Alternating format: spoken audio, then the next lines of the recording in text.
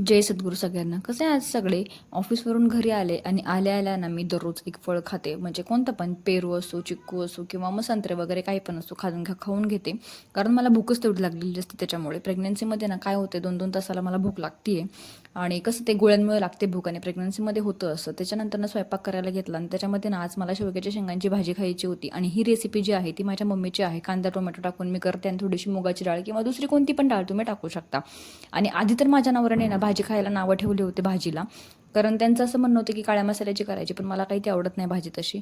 पण जेव्हा भाजी खायला घेतली तेव्हा त्यांनी पार चाटून पुसून भाजी खाल्ली. तर तुम्ही बघा इथं कशी भाजी खातोय तो चाटून पुसून.